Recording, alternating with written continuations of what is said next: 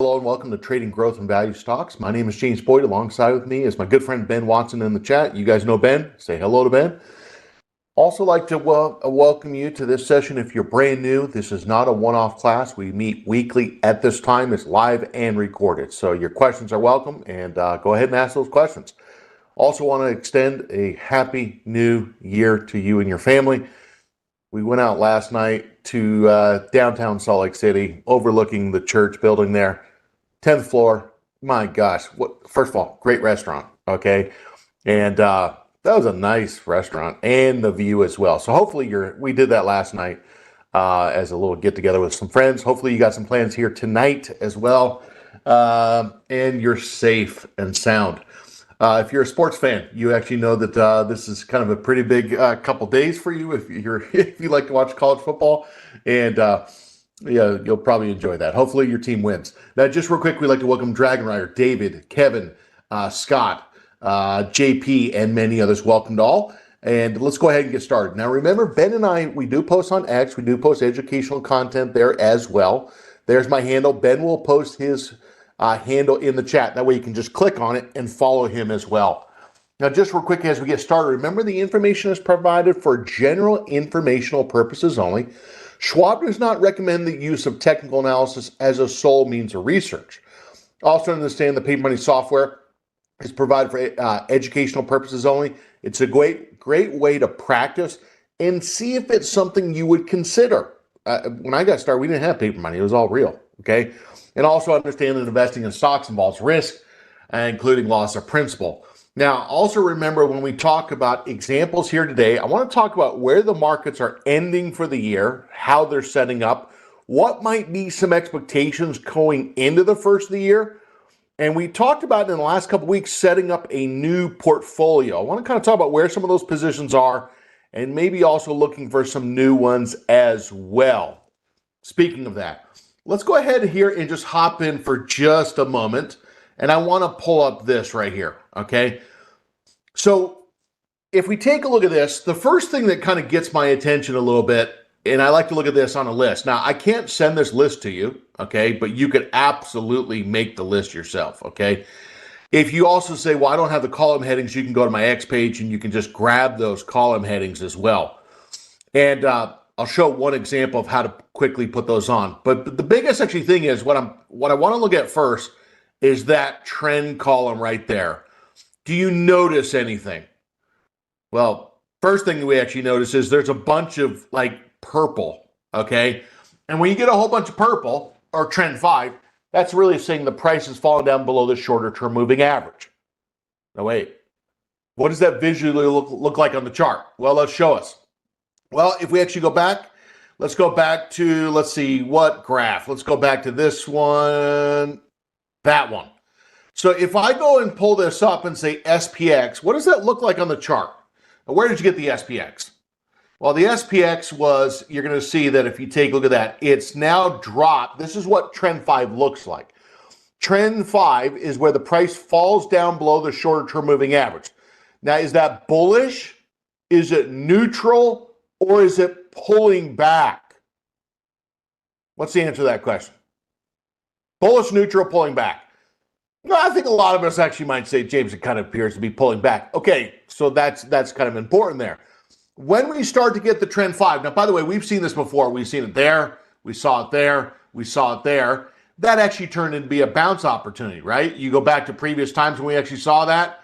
We actually saw it there. We saw it there. And over time, it kind of grinded down a little bit over time. So trend 5 does not necessarily mean, oh my gosh, this is a bear market. We're entering a bear market, but we're actually losing bullish investors to actually bid the prices up, and people are profit taking. Now, there could be some reasons for that.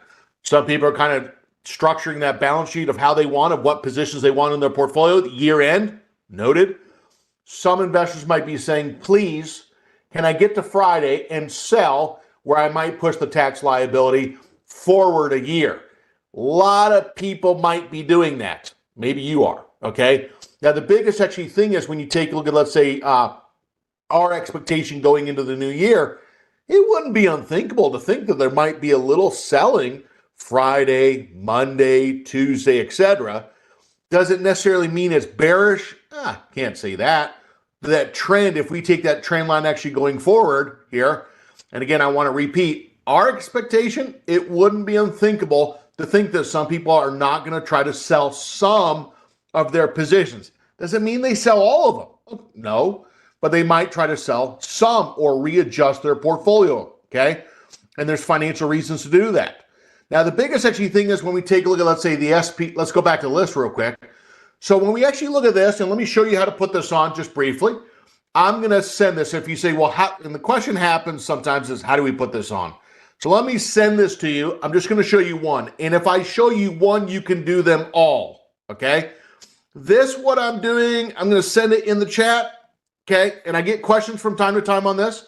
How do you put it on? Well, we're going to go to the very top right. Setup, open shared item. That's not too bad, right? Go setup, open shared item. Click on that. Now what we're going to do is just copy and paste back in, okay? Now, what you're now going to see is once we do this, we're just going to go preview, and then we're going to import the item. Now, I'm going to use, if you don't mind, I'm going to use trend, okay? And I'm going to use Kevin here for an example. Let's say Kevin's asked me this. Trend Kevin, okay? Now, when I import this, it's going to allow me to search for it, okay? And I got to remember what I called it, Trend Kevin, okay? Click on import. Well, where did it go? It didn't do anything. Well, it's on your platform. We just need to go up to the column headings. When we go up to the column headings, we're going to right-click on the column heading. And now, when you right-click on the column heading, you can customize, okay? And you can click on any of these columns, go to customize. And now what you're going to see is you can select, okay, anything. Right-click on any of these column headings. Right-click. This is going to show you what you actually have now in the column headings. This is really showing you what you could actually put on and push it to the right. So this is really, they call it, what we have to offer. But this is actually what I have on now, which, by the way, that is savable. I want you to actually notice right here, if we actually click on this drop down, you could say, look, I want to have different column headings based upon what I want to see. So if you say, look, I'm looking at this from a technical perspective, well, I'm just going to label it as such. If I want to see it really from a, now if I go rename column set, save it, etc., you can have different views. That's what that is right there. Now, let's go back to Trend Kevin. How do we find it? Well, let's go back to the search, Trend Kevin, and there it is. How do we put Trend Kevin on? We actually add it over there to the right. Where'd it go? It's right there. So remember, if you could put one of them on, you can put any of them on. Okay, so that's really not that bad. Okay, setup, open shared item, copy and paste the script. The scripts, all the scripts we actually use are right on my X page, and you could just type those in. They are case sensitive, and you could go down and put the ones you want. Now, I want to answer that because that was a question that was asked a little bit ago. Let me actually go back to this. So, let's say we're bullish investors, and we are. Okay, most of us tend to be bullish. Okay, if we see examples like this, where there is trend 5, does it mean we're a bad investor and our searches are not working? That doesn't mean that at all. It just means that the prices are pulling back right now. Now, do these prices pulling back, could it actually mean that we're maybe starting to get, to get a bounce set up, you need a pullback? So this right now kind of being the pullback. Now, if we went through and actually said, okay, this is really showing at resistance. This is really showing PB for pullback. And if we said, well, how many things are bouncing? I'll say this, trending to the upside, silver. And how many things are bouncing to the upside? Those are the bounces. This right here, that trend 1, these are the ones that are still selling off. If they are trend 1, there is a more severe sell-off. That's how we read that. 5 pullback. 4 is at resistance. 3 is still trending. 2 is actually really I'm going to label this as a DBO, a diagonal breakout. And 5, man, sellers are just pounding the stock down, and it's below both moving averages. Now, you're going to notice that that trend column also correlates to this column, which is not the greatest, okay? When you see that 10HC for 10-hole counter, that it is red in that column, the moving averages are red. And you're going to see that these are red really in the last, it's counting the number of days that the moving average has been red. Last 1, 2 days, 3 days, 2, 2, 1, 3. So in the last 3 days, you've seen a lot of things in the shorter term pull back. Now, if you're managing positions, what does that really mean? Well, speaking of that, let's go back to the paper money account. Let's take a look at some of these positions and see what it means. Well, when we actually look at this, let's say example given. We started this portfolio maybe 10 days ago or so, and you're going to see that we have some positions.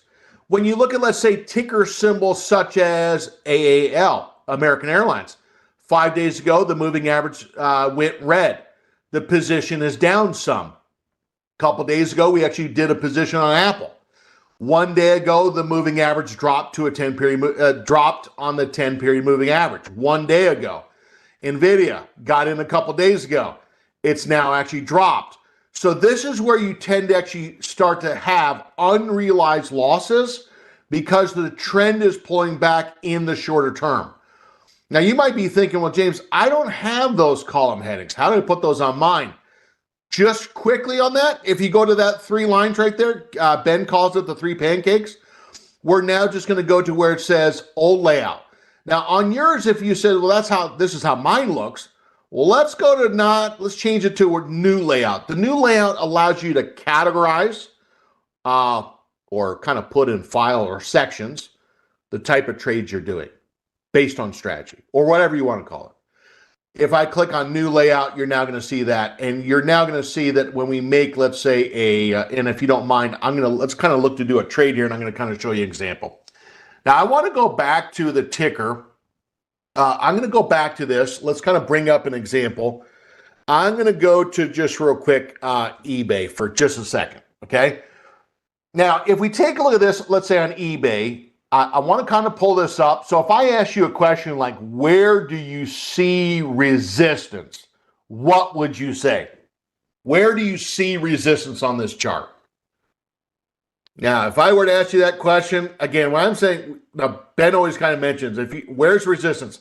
Old resistance could be new support, okay? Now, if we went back and took a look at this just real quick, the old support, and maybe for some it's easier to see support. Well, the old support, if we go back 1, 2, 3 months ago, there looked like there was some support right around 88.59, okay? Now, there's 2 reasons why we're talking about this at minimum. Number one is this kind of looks like it's trying to maybe get up through the old resistance. That's number one. This is also what we call channel trades, okay? Channel trades is when the stock enters in the old channel like we saw on Boeing, and it might try to go to the top of the channel. Now, there's 2 things that kind of happen with this. Number one is new bullish investors might be trying to get in, trading a breakout. If people are short or bearish the stock, they might get out, okay? Now, what we're going to do in this case is the second reason why we're talking about this is we kind of want to do what we call dollar cost averaging. We're going to buy some below the breakout point. And then if we enter into the old channel, we're going to add to the position. Now, I think we hear about that term a lot, dollar cost averaging, but do we really do it? That's two totally different things. I want to set up both of those trades. Let's say we split up the position in half, okay? Now, what I'm going to do is I'm going to right-click on this chart. We're going to go down to where it says Buy Custom, and we're going to go with OCO Bracket. Now, as you can imagine here, when we right-click on this chart, wherever we right-click, that's going to give us the current stock price. This right here is going to be 88. It's just defaulted to $1 higher than the entry, defaulted to $1 below for the stop. Now, I'm going to kind of tell you how some might like to do this. Let's say example given, hey, in this portfolio, we're not going to use more than 10% of the capital in any one given trade. Well, that would be right around $4,000, okay, if 10% of that balance If we said we're going to split this up into half, well, that would be like $2,000. Why half? Well, because we're not going to get in all at once. And so what I'm going to do is I'm going to go back to, let's say, $2,000. And I'm going to actually say, look, this is really going to be about 23 shares of stock. The first entry is 23 shares of stock. If that stock actually breaks into the next area, gets above that resistance, we're going to add to the position again. We're going to show that. Now, I think if you got to think about something, okay? When you have something that trends, are there multiple entries in an uptrend? Yes or no? If you have something that is trending to the upside, are there multiple entries in that upward trend? And the answer is yes, there are. So we got to get out of our mind that there's only one entry. There's multiple, okay, if it's trending. So what I'm going to do is in this first entry, what I'm going to do is we're going to go back and say, look, we're going to buy 23 shares. And one of the habits that I want us to kind of do, and don't worry about what I'm going to kind of show you this just real quick, some of the functionality. Notice that the stop is at 88, target's at 88, stops at 86. I want to move those around on the chart. And I'm just going to kind of tell you how some like to do this, okay? Now, if I send this order, now remember the stop is saying if the stock is purchased, sell the stock at that price or lower. That's how the stop is, okay? Now, when we do this, you're going to now notice, and I'm just showing you functionality here. Do not click on the X. If you click on the X, it's probably what you expect. It cancels the order, okay? We're going to left click and we're going to drag on that right up to where we think it might try to go up to. Now, what I did is notice I did not put it all the way to the top. I kind of just put it slightly below the top. It might not get to the top. We don't know if it's even going to go to where we think anyway. Now, what I'm going to do is I'm going to send that order and it adjusts. Now, what I'm going to do is visually, now we could do this with stock trades. I'm going to go back and say, look, if we said, where do we see support on this chart? Okay, where do we see support? Well, if I looked at this and said, where do we see support? Well, if I went back and kind of said, where were the last little run up and pullbacks? Okay. Now, one of the style of charts to really see support, I think fairly easy, is really the Heikin-Ashi candlesticks. If we go to Heikin-Ashi, what you're now going to notice is we can kind of circle some of these recent lows, higher lows. Well, these higher lows that we've actually had has been there, here,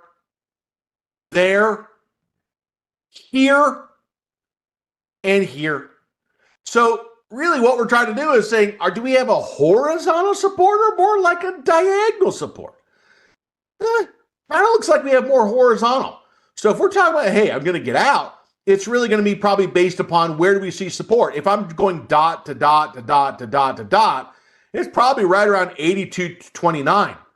So we're going to set that stop, what is 2% below 82.29, less 2%, 80.64.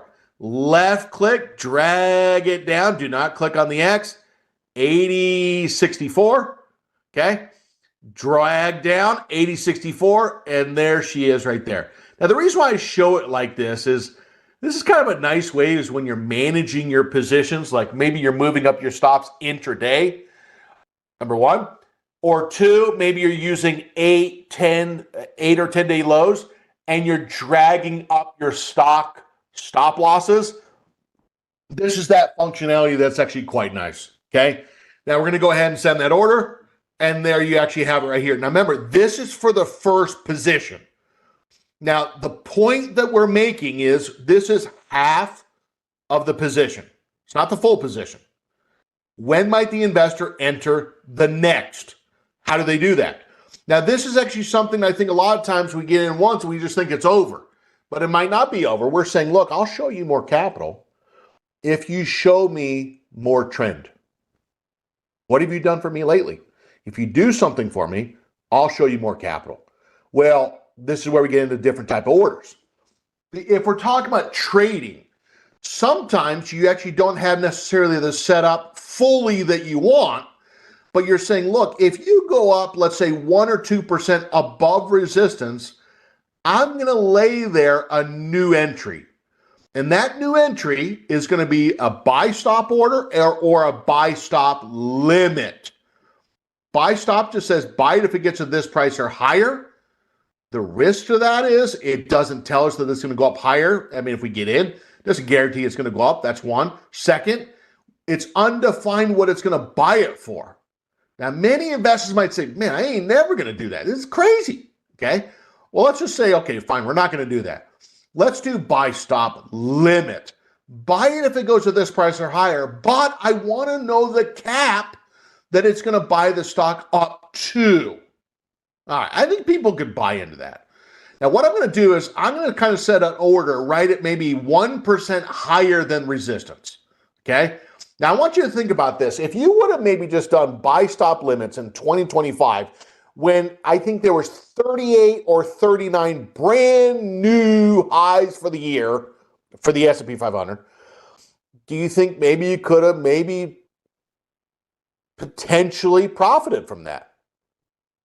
Yeah. Well, did people do it? Well, a lot of people say, well, I'm going to wait and see. Let me just double check. Let me just verify. And then when they see the breakout, then they become gun shy. People struggle sometimes to make a decision on the spot. Well, here we're kind of making a decision before it happens. We have a game plan. Well, let's go back to this buy custom for just a sec. And I want you to practice this in your paper money, especially in the beginning of the year. I want you to think about that you're not going to enter your full position at once. You're going to spread the entries out.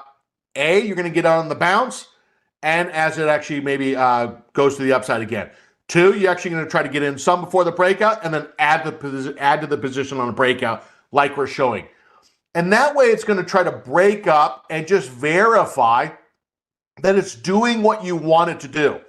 So when I actually right-click on this chart, go buy custom with OCO bracket, here it is. I'm going to go down not to limit, we're going to go to stop limit. Now, when we actually go to stop limit right there. Now, here's the thing is, we don't know if this order is going to fill today. I'm going to imagine that it doesn't. So with that expectation, I'm going to actually, or forecast, I'm going to say GTC. I don't know. And what I'm going to say is, hey, look, if we get at or above this price, buy it. But I'm going to actually say, look, I'll give you a 50-cent differential between if it gets to that price or higher, buy it, but buy it no higher than 89.76. Now, what happens if, for example, Warren Buffett's company comes out and buys eBay for $95 and it never trades lower than 89.76? We could miss the entry, okay? So there's a con to the cap. There's always pros and cons, and that's one of the cons. So it's allowed to buy in that 50-cent window, but not any higher.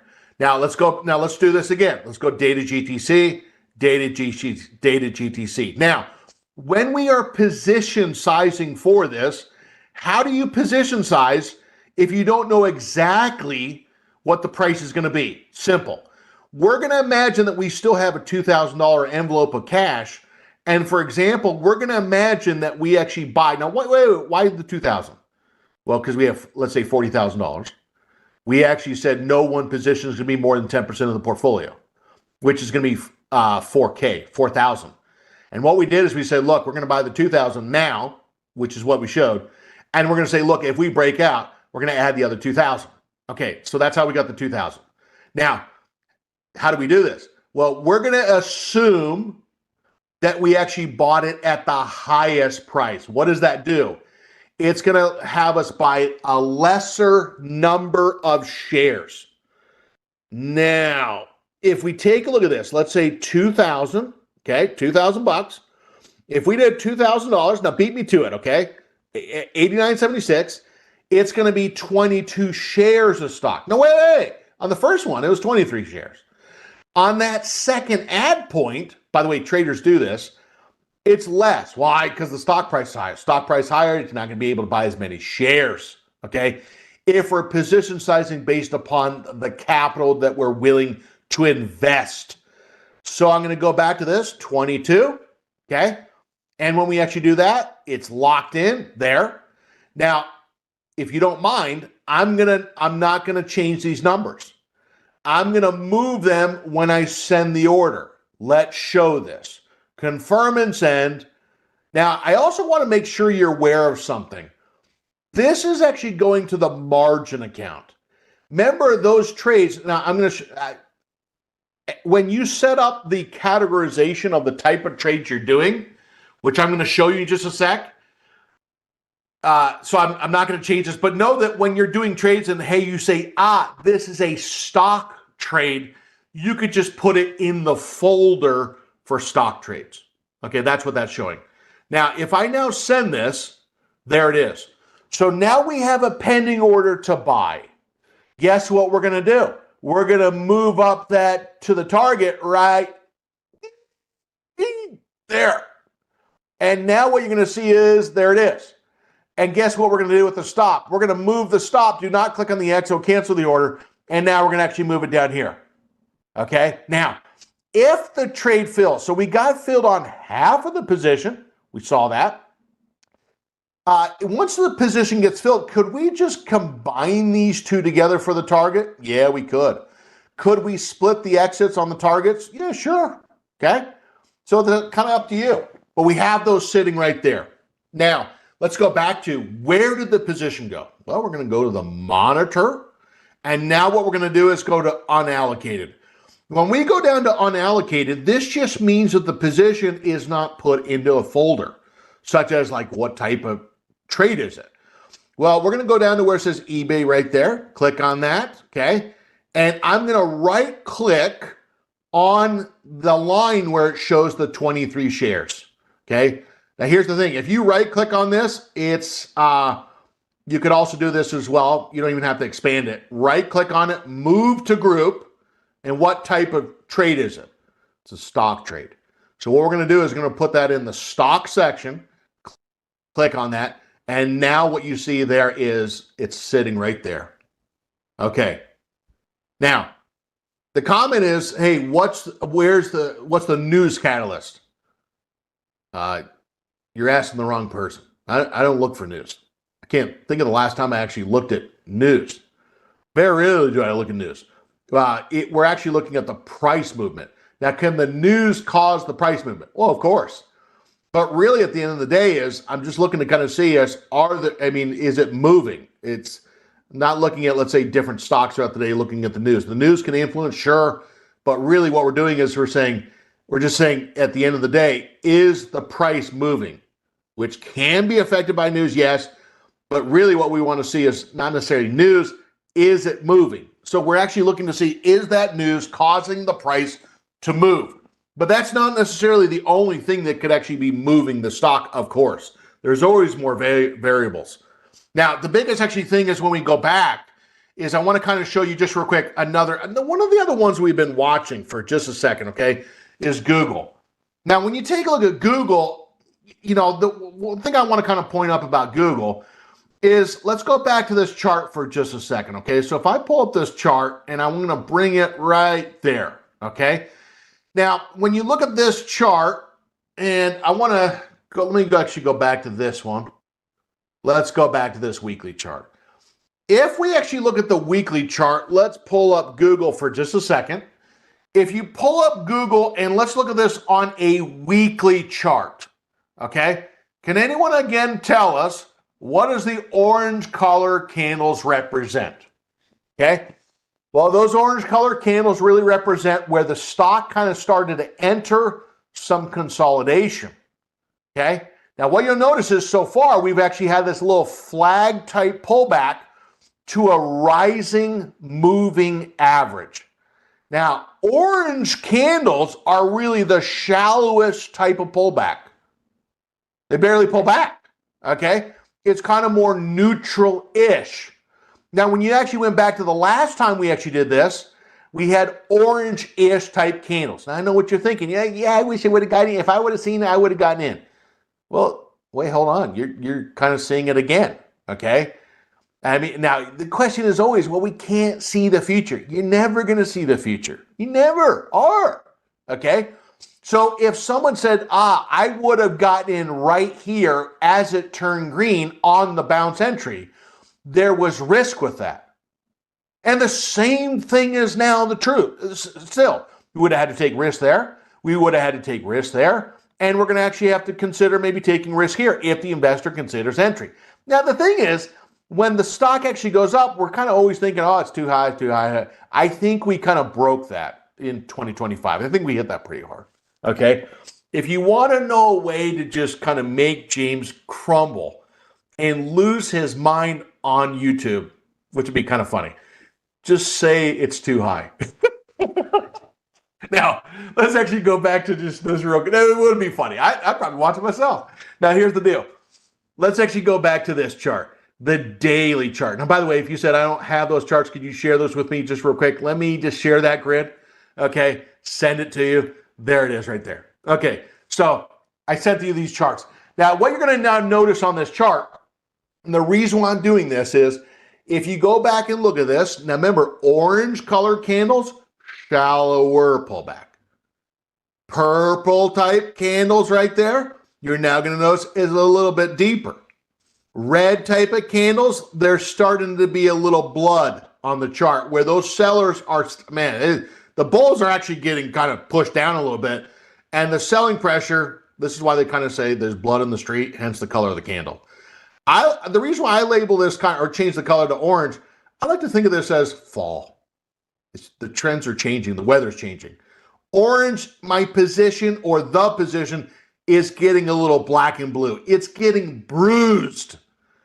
And the red, this is why they say when there's blood in the streets, right?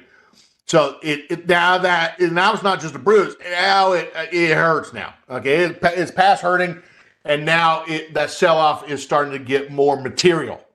Now, what you're now going to notice on this chart on the daily, you're going to see that we have a little run up, and on the week, on that daily chart, we're just kind of sitting right here on the 10-period moving average.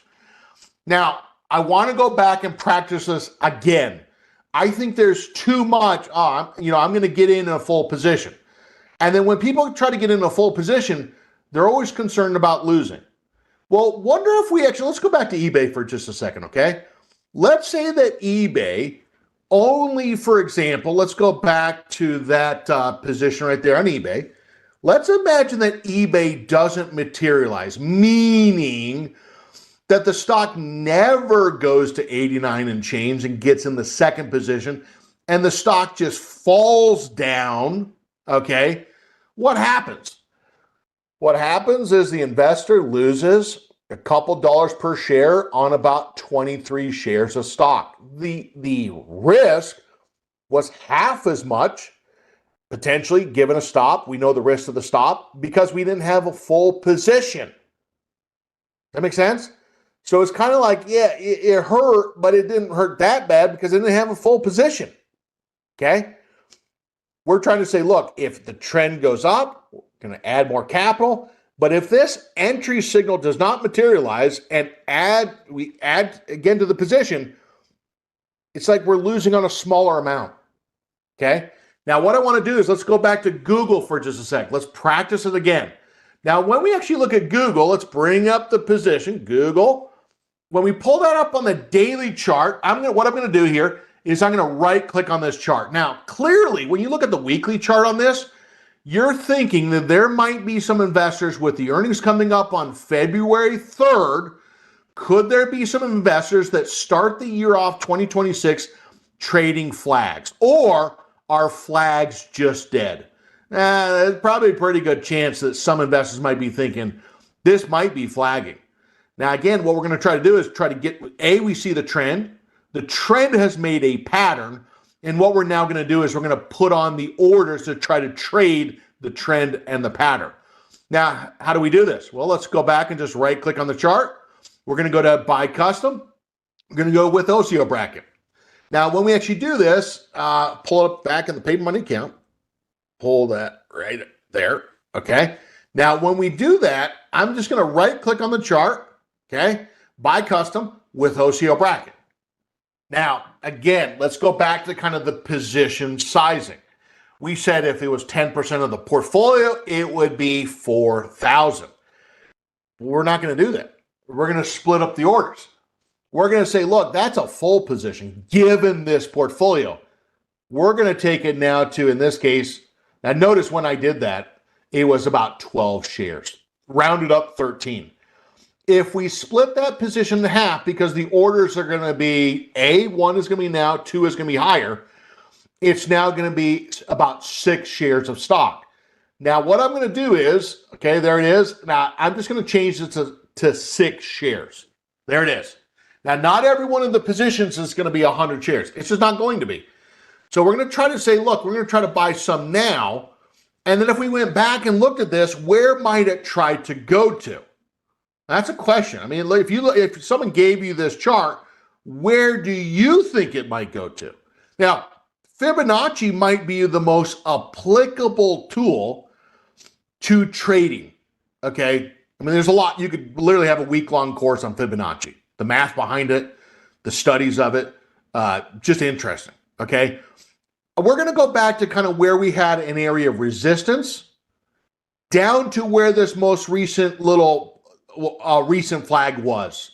And what you're now going to notice is on this chart, I drew from resistance and I went down to where we pulled back before we pushed up again. Then we actually went through a pullback, also known as a retracement. And what you're now going to see, mathematical, these percentages are really numbers. Lower number divided by a higher number divided by a lower number. It's mathematically based. You could just search it up. Very interesting stuff, okay? And if we take a look at this, you're now going to see the 161 extension is really at 353. Now, again, I'm going to be a little bit more of a pessimist. Look, I don't know what the math is, but I do. Let's say if I didn't, or I don't believe in it, you don't have to believe in it. Things can still work even though you don't believe in it or don't understand it. Now, the thing is, if enough technicians are actually looking at the same tool, some traders might have similar expectations. And they're trading to expectations, okay? Not that they know the future, but they're just saying, look, this is what I think it could do. So let's see if it does. Now, what I'm going to do is I'm going to bring up the order. I'm going to go back to this just real quick, and I'm going to put, let's say, a number. Let's say even shave it off a little bit more, 345. We don't know if it's going to go 345, but I'm just going to shave it a little bit lower than that first targeted area, 345. If we said, where do we see a support level? Okay. Now, if I went down and said, where do we see a support level? The most recent pullback area was 302.90. Now, here's the one thing I like about not putting in a position fully at once. The investor can have a looser stop loss, and it's not really going to probably be a material loss as a full position. So what we're going to do is we're going to give it more breathing room. 296.84. Now remember how that works. 296.84. So if the stock gets in there, goes down to there, it triggers it to be sold. The risk is that it could fill at a lower price. We're going to go day to GTC. Now, just like what we actually saw before, we got a target price there. We got a stop price there. Now think to yourself, how could you have used this in prior years or in 2025? I think the investor would probably be more likely to take entries if they didn't feel like there was so much of a financial commitment, okay? Two, a lot of times people are concerned about, I might lose. Well, this is cutting down that potential loss. The con is that if it does bounce to the upside, the investor is probably going to wish they would have made the full financial commitment. So there's cons, okay? But let's start here. Now, what I'm going to do is going to go confirm and send. Notice what we actually have. There it is right there. Now, let's just verify something, and this is why we double check. We want to make sure that this is just getting in now, okay? This is getting in now, so that's why there's a day order. Confirm and send it. Now, that is should get in probably pretty close to now. Now, what I'm going to do is I'm going to go back and look at the recent day's highs, and we're just going to kind of set up an order right above where the high was yesterday. Maybe right at about 318. And so if we start to bounce to the upside, we're going to have that pending order sitting right there. I just put that order about $1 higher than where yesterday's high was. Now wait, if you do that, You're saying buy if it gets to that price or higher, but you're putting a cap on. That's true. Well, if we do 318.02, and I say, hey, I'm going to widen this out to, let's say, 319. Now, remember, watch my fingers, okay? The bottom, my thumb is really the buy stop order, okay? My pointer finger here, the tighter those two numbers are, the smaller the chance you actually have to get that order filled.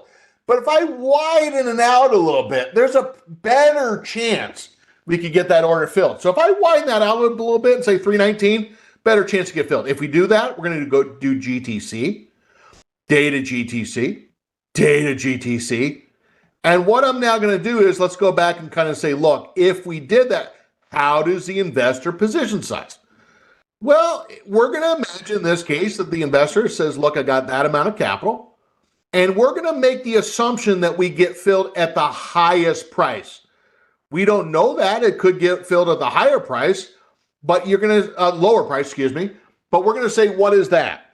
How many shares is that? 2,000 divided by 319. If it got filled at the top, it's still going to come down to be 6.26 shares. We're rounding down, okay? So I'm going to come over here and just type in 6 shares. Now, again, you got to think to yourself, how am I going to practice this in my paper money account? When you see a bounce set up, I want you to practice buying a half position. When you see that bounce again to the upside, a brand new hold or a gap, you're going to add to the position in the paper money account. If you see a stock on the precipice of maybe that is in a trend, ascending triangle, I want you to practice buying prior to the breakout and then adding to the position, okay? This is going to be a focus that we want to actually do in 2026. So now we actually got 6 shares. We said, look, if we go up to that price or higher, get in. Can't fill any higher than that. We talked about that. The wider that range is, the greater chance it could get filled. And I want to go back. I don't want to touch that yet. Confirm and send. Now, why don't you want to touch it? Well, because I want to move the orders around. Now, what I'm going to do is if I go over here on the right-hand side and kind of maximize this, or excuse me, change that. I just left clicked and went up or down. You're now going to see, I can see those orders and I'm going to move it. If you don't mind, left click, drag it up, send it. Now what you're going to see is I'm just dragging on the right-hand side, kind of move that to the target. And we're going to move it right there to where the other one is. Okay. Send it. And now what you're going to see in this case, drag that down right to where the stop is. So a lot of times people are kind of always, I don't know, they second guess a lot of times. Should I get out? Well, what's interesting about this is if this order gets filled, the first one we talked about, and then the second order gets filled, you could have, let's say, just the stops where they are, but you could also have 2 different targets. You could say, look, I want to sell if it gets I want to sell some if it gets to 340 and sell the remaining amount if it gets up to, let's say, 345. I want to kind of break the whole idea that it's all or none. Because when it's none, a lot of times people are concerned if I get in all at once, I feel like I'm risking a whole lot. I feel like if I sell all at once, for example, then I might not want to sell because what if it keeps going up? It's just selling, you're kind of splitting the positions in half.